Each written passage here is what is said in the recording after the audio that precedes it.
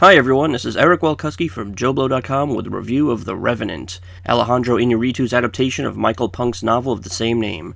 Dark and uncompromising, it's far from the feel-good movie of the year, although I didn't find it to be as brutal as the early buzz suggested. Don't get me wrong though, The Revenant will not be for everyone. It wasn't even always for me. Leonardo Dicaprio plays Hugh Glass, 19th century American frontiersman and fur trapper who, while on a fur trading venture, is horrifically attacked and nearly killed by a bear. Two of his comrades and his son are left behind to wait until Glass either dies or is rescued by another group.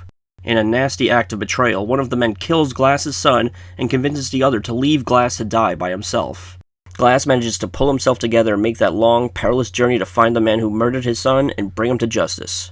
On the technical side of things, The Revenant is superb. Iñárritu proves once again that he's a master of building incredible tension and drama when the scene calls for it, and several sequences are truly memorable, including the scene where Glass is attacked by an angry grizzly bear.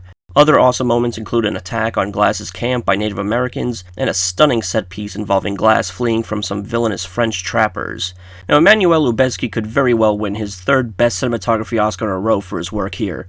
The Revenant was reportedly shot only using natural light, which allows the film to exude a gloomy atmosphere that is likely to chill you to the bone. Speaking of Oscars, DiCaprio is most likely finally going to win a Best Actor Oscar for his performance here, which isn't necessarily his best performance ever, but almost certainly the most grueling to film. It's clear the actor went through hell to make the movie, allowing himself to be submerged in freezing water, buried in snow, tumbling down hills, and he never seems anything less than 100% committed. Tom Hardy is also strong as the traitorous John Fitzgerald, who is presented not really as a villain, but as a morally conflicted man who will do anything to look out for his own well-being. Hardy has proven with this and Men Max that he's as willing as anybody to brave the elements and thrust himself into truly harsh conditions for his craft. With all of these attributes, I still come away admiring The Revenant more than loving it. The most obvious problem is the length. At 2.5 hours, the movie is at least 30 minutes too long. We're often just watching Glass sit and ponder things or huddle in whatever hole he's crawled into for the night. Iñárritu wants us to feel like we're going through the same ordeal Glass is, but the movie definitely begins to become ponderous after a while. There's also the feeling that while The Revenant is always visually satisfying, as a film its pleasures are mostly surface level. We hardly know anything about Glass, and while we're engaged in his plight, it's mostly because we're stuck with him for the ride. As a character, he's just not very fascinating. We're watching him go through hell, yes, but we don't exactly feel anything for him.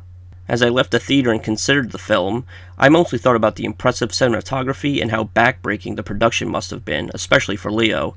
To that end, I can't say I recommend The Revenant to everyone, but if you don't mind the length and the somewhat plodding nature of the pace, you'll find much to appreciate. I'm a bit conflicted on the rating at the moment, but I'm going with a 7, as I feel The Revenant is good, but not quite great. Until next time, this is Eric Walkuski for JoBlo.com.